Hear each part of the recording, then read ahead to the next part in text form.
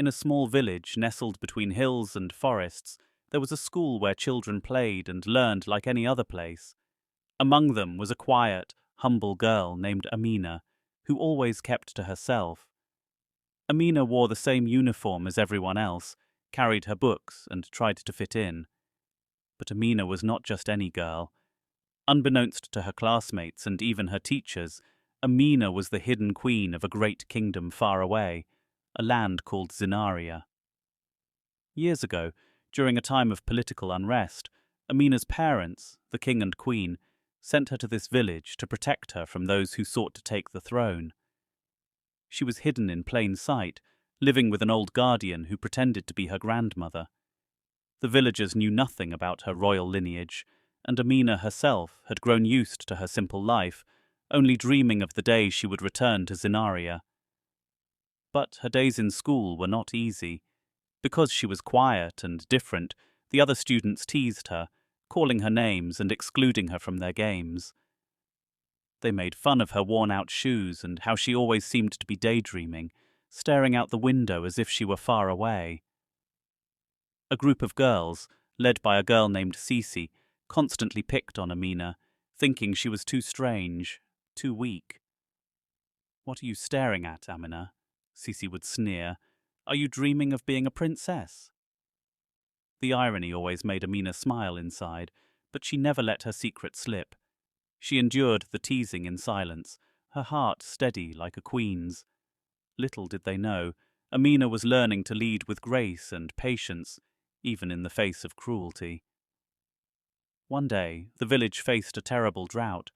The river dried up, crops withered, and the villagers began to despair. The school children became even meaner, their frustrations boiling over, but Amina remained calm. She had been taught the ancient ways of Zinaria, the ways of a queen who could bring hope in the darkest of times. That night, when the moon was full, she went to the old guardian who had raised her. "It is time," the old woman whispered, handing her a small golden necklace. "This will remind you of who you are." The next morning, Amina walked into the forest alone. She remembered the old stories her mother had told her about the spirits of Zinaria, how they could bless the land if a queen made the right offering.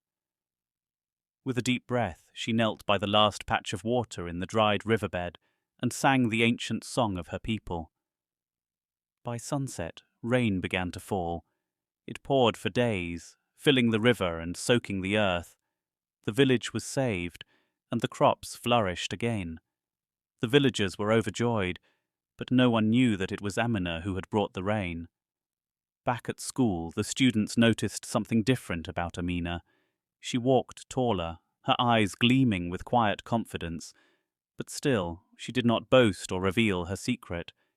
Even as Cece and her friends softened toward her, realizing their unkindness, Amina remained humble, waiting for the day when she would return to Zinaria as their rightful queen. For now, she was just Amina, the quiet girl who saved her village, even if no one knew how or why. But deep inside, she knew her destiny was much greater, and one day everyone would know that the girl they had overlooked was in fact the queen they had always needed. This story blends the elements of royalty, humility, and inner strength with the everyday challenges faced by young people, capturing a bit of magic and wisdom from African folklore.